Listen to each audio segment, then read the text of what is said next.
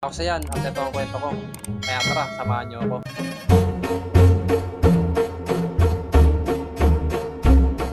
Nandito na nga ako sa kwarto ko at eto nga ako naglalaro pa. Di ba siguro inaantok? Umupo na nga ako kasi ngayon araw ay gabi pala. Ipapakita ko sa inyo kung paano ba ako mag-edit ng mga vlog ko. Kaya ito binuksan ko na tong laptop ko. Meron nga nag-request nito. Isa ngayon sa mga followers ko. Sabi niya i-vlog ko daw kung paano daw ako mag-edit ng vlog ko. Kaya ito mga boss, may kita nyo na. Napasa ko na dito sa laptop yung mga i-edit ko. Kaya ito nagad na ako na isang video ko. Ngayon nga mga boss, ikakat ko muna tong mga video ko. Kakat ko sana hanggang 3 seconds. Kada isang video 3 seconds. At habang kinakat ko nga to, pinovoice over ko nga to sa isip ko. Kaya kailangan talaga dito gumagana isip mo pati yung kamay mo. Okay na mga boss, nakat ko na nga lahat. Yun na nga mga boss, no. Tapos ko na nga ikat yung ano natin, ini-edit natin na vlog.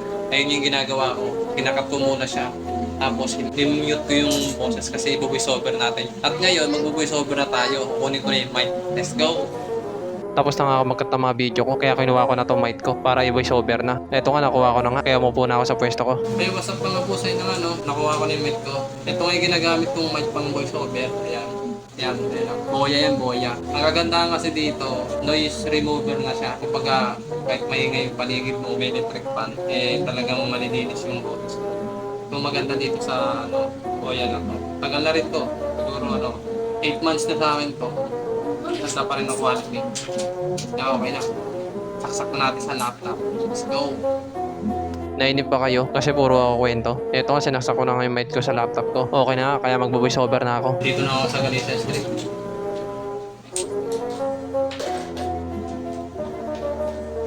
Dito na ako sa Galisa Street. Tatakatambay nga ako dito, bakit di meron bumili? Tatambay meron bumili. Tatambay meron bumili. Sa street. Tatakatambay nga ako dito, bakit di meron bumili? At itong ikaba ng Galisa Street.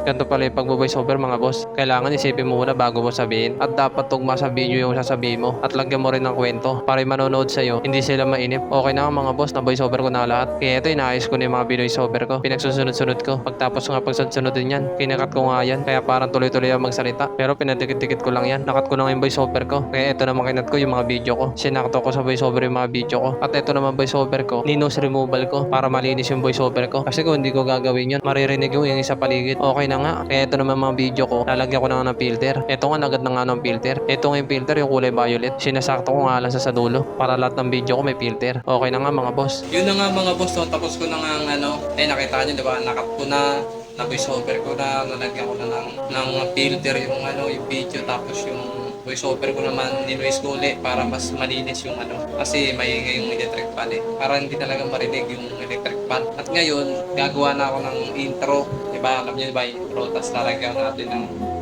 music background. Kaya tara, let's go, lagyan na natin. Eto nga, naganda nga isang video para sa gagawin kong intro. Kinakat ko na nga itong intro ko. Sinasakto ko lang doon sa nagsalita na ako. Balik kakat ko sa una, sa kauli. At eto nga, sinunod ko ng mga ibang video. Pinagkakat ko nga lang ito ng 1 minute. Eto nga yung nakikita nyo sa intro ko. Nagad na nga ako ng music background para malaman ko hanggang saan lang yung video. Eto nga, tinetest ko na nga. Kailangan kasi sakto. Nasakto ko na yung music background. Kaya nagad na ako ng filter. Parang yung ginawa ko kanina. Okay na, nalagyan ko na ng filter. Kaya nagad na ako ng text. At yun yung makikita nyo. Kapag nagsasalita ako, may text na lumalabas. Okay na nga itong intro ko. Naayos ko na nga. Yun na nga boss, no? Nalakit yung likod ko dun, sakit mo. Ngalay talaga dito. Natapos ko na yung intro, natapos ko na yung intro. Siyempre, ang nakagawin ko naman dyan, iduduktong na natin yung kaninang natin, yung kinat natin, tapos yung pinoise over natin, iduduktong na natin dito. Kaya tara, tapusin na natin. Sakit na ng likod ko. Patok pala, patok. Inad ko na nga yung video na binoise over ko kanina. Pagtapos nga, nilagyan ko ng translation. Okay na, nalagyan ko na nga. Kaya nilagay ko na yung logo ko. Ito nga, pinapalitan ko. At sinasakto ko nga lang siya. Okay na, natapos ko na nga. Natapos ko na. Ay naku, hirap talaga mag-edit. Okay, play na natin. Nakayan muna natin. Yan, nakayan natin.